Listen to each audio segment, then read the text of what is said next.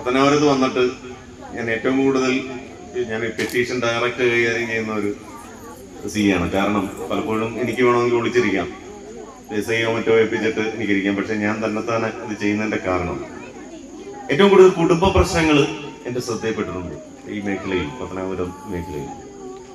അതിലേറ്റവും കൂടുതൽ പ്രശ്നങ്ങൾക്ക് കാരണം ലോകത്തെ ഏറ്റവും മികച്ച കണ്ടുപിടുത്തമെന്നും ഏറ്റവും ദുഷിച്ച കണ്ടുപിടുത്തമെന്നും ഒരുപോലെ പറയുന്ന ഈ ഒരു സാധനം തന്നെയാണ് ഇതിന്റെ ഉപയോഗം.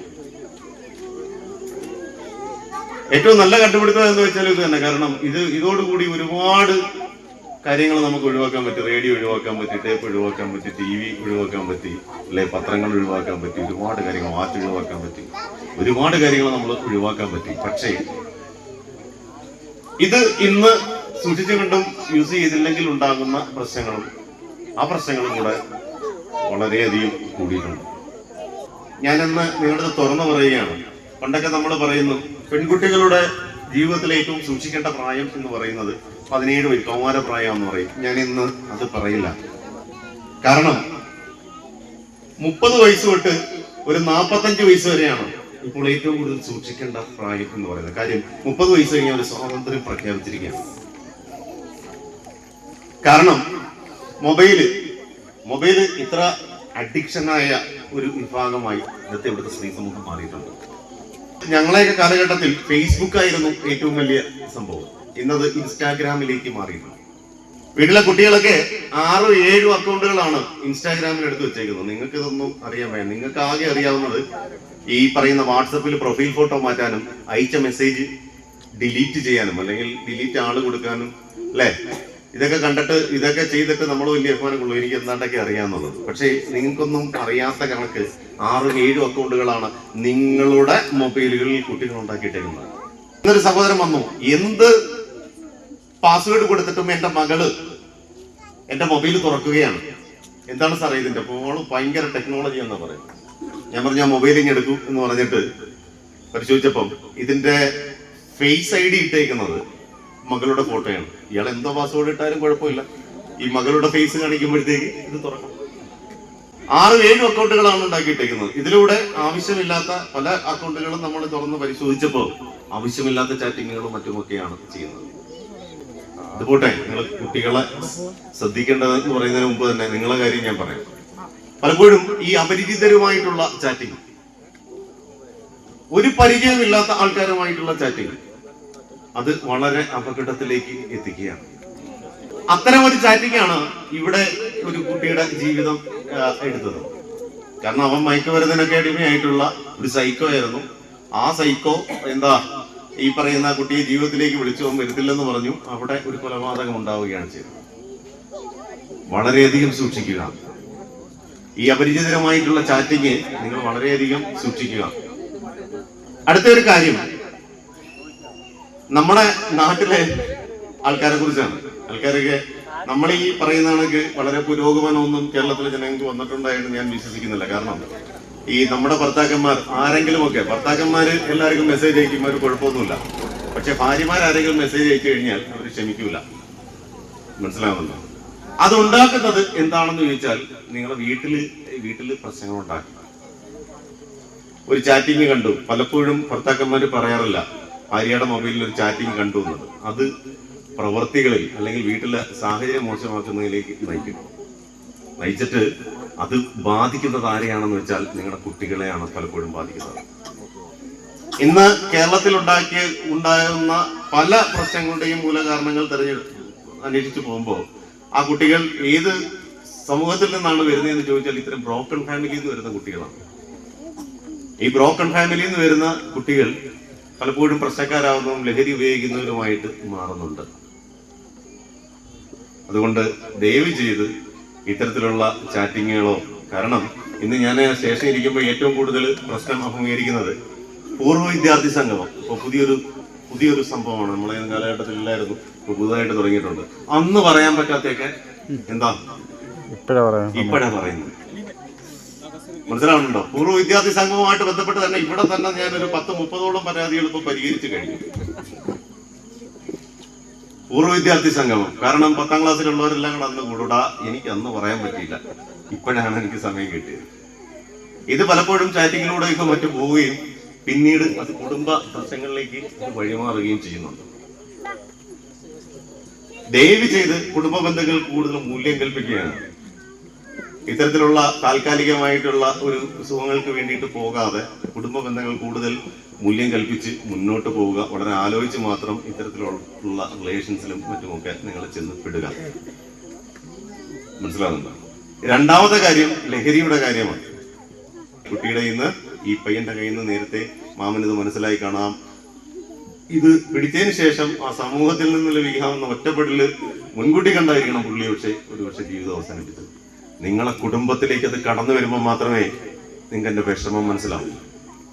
എത്രയോ കുടുംബങ്ങളെയാണ് ഇന്ന് അനാഥമാക്കിക്കൊണ്ടിരിക്കുന്നത് ഈ ലഹരി വസ്തുക്കൾ. എത്രയോ കുടുംബങ്ങൾ. നിങ്ങൾ വിചാരിക്കും എന്റെ മക്കൾ ഉപയോഗിക്കത്തില്ല ഇതൊക്കെയാന്ന് പറയുന്നത്. പുതിയ നിങ്ങളെ മനസ്സിലുള്ള ലഹരി എന്ന് പറയുന്നത് കള്ളു കുടിച്ച് ആടി നടക്കുന്നതാണെങ്കിൽ ഇന്നത്തെ സിന്തറ്റിക് ഡ്രഗ്സ് അങ്ങനത്തുള്ളതല്ല. നിങ്ങൾ മനസ്സിലാക്കുക. മോൻ വരുന്നു, അവൻ ആഹാരം കഴിക്കാറില്ല, അവൻ ഡയറ്റ് കൺട്രോളില. പിന്നെ എപ്പോഴും ഒച്ചത്തിൽ വീട്ടിൽ പാട്ട് വയ്ക്കും, എപ്പോഴും ഡാൻസ് ആണ്. മനസ്സിലാകുന്നുണ്ടോ? പെട്ടെന്ന് ദേഷ്യം വരും. ഇതൊക്കെ പറയും. പക്ഷെ അതിനുള്ള കാരണം എന്ന് പറയുന്നത് ഹൈപ്പർ ആക്ടിവിറ്റിയാണ് ഇപ്പോഴത്തെ ലഹരി വസ്തുക്കളുടെ ഏറ്റവും വലിയ വിഷയം എന്ന് പറയുന്നത്. MDMA പോലുള്ള വസ്തുക്കൾ. ഇവിടെ ആയിരിക്കും ഇതൊന്നും ഇവിടെ അങ്ങും ഇല്ലെന്ന് വെറുതെയാണ്. ഞാൻ വന്നിട്ട് തന്നെ ഇവിടെ 2 കേസുകൾ ഇതുമായി ബന്ധപ്പെട്ട് പിടിച്ചിട്ടുണ്ട്. അപ്പോ നിങ്ങളെ വളരെ അടുത്ത് തന്നെയാണ് ഈ ലഹരി വസ്തുക്കൾ നിങ്ങളെ കുടുംബത്തിലേക്ക് കടന്നു വരിക. ഇനിയുള്ള കാലഘട്ടത്തിൽ നമ്മൾ കുട്ടികളോട് ഞാനൊരൊറ്റ ചോദ്യം ചോദിച്ചോട്ടെ, എത്ര പേരുണ്ട് ഇതിനകത്ത് സ്വന്തം കുട്ടികളെടുത്ത് കൂടിയിരുന്ന് ആഹാരം കഴിക്കുന്ന എത്ര പേരുണ്ട്? ഒന്ന് കൈവെക്കാം. ഇനി പോക്കും ഞാൻ നോക്കും. മക്കളെ ഞാനിപ്പോ സ്കൂൾ ഗ്രൂപ്പിലാണ് അല്ലേ? നമുക്ക് സമയമല്ല. സ്കൂൾ ഗ്രൂപ്പ് ഒരു ഫോട്ടോ ഇട്ടിട്ട് എത്ര ലൈക്ക് കിട്ടിയെന്ന് അറിയാൻ വേണ്ടിയിട്ടുള്ള നെട്ടോട്ടത്തിലാണ് നമ്മൾ. സ്വന്തം മക്കളെടുത്ത് കൂടുതൽ സമയം ചെലവഴിക്കുക.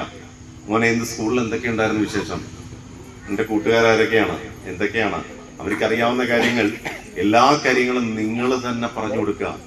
നിങ്ങൾ അവർക്ക് നല്ലൊരു സുഹൃത്തായി മാറുക. മനസ്സിലായോ? പിന്നെ അച്ഛന്മാരടുത്ത് പറയാനുള്ളത്, അമ്മമാരടുത്ത് പറയാനുള്ളതാണ് ഞാൻ പറഞ്ഞത്.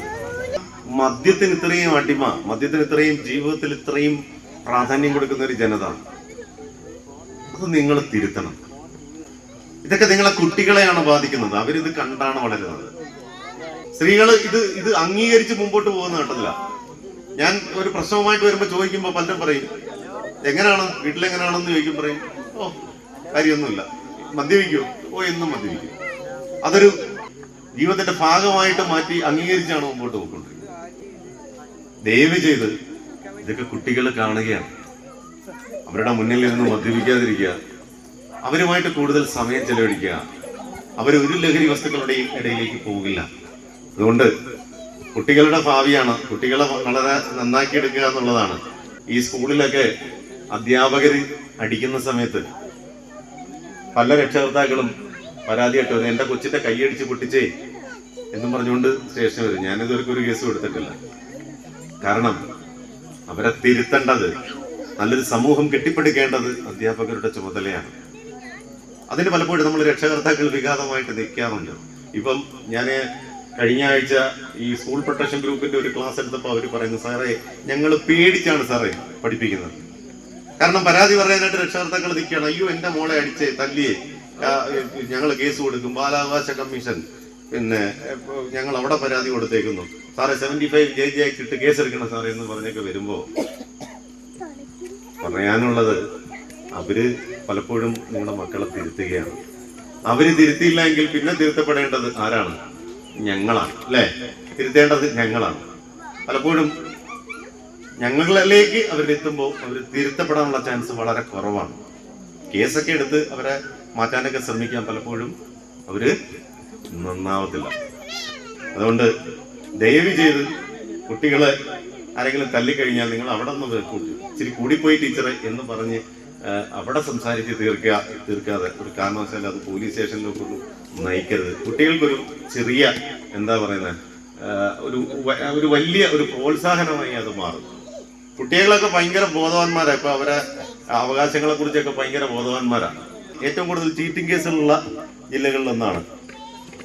15% പലിശ തരാം, 50% പലിശ തരാന്നൊക്കെ പറഞ്ഞ് നിങ്ങളെ സമീപിക്കുമ്പോൾ ദയവ് ചെയ്ത് നിങ്ങളൊന്ന് മനസ്സിലാക്കി വെച്ചേക്കുക, അതൊരിക്കലും സാധിക്കാത്ത കാര്യമാണെന്നുള്ളത്.